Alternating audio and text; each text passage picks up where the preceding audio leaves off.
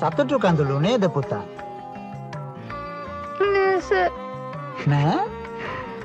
Sir මට දුකයි sir. පුතා සතුටු වෙන්නනේ ඕන.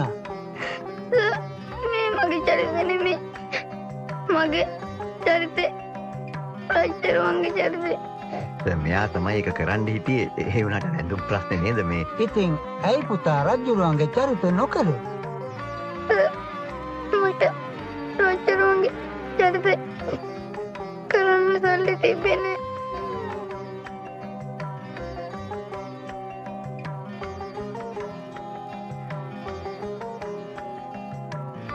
ඒ වුණාට පුතා තමයි අද රජ වුනේ.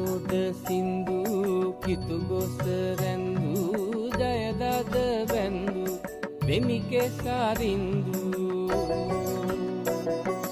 රුකුණෝද සින්දු කිතු ගොස් රැඳු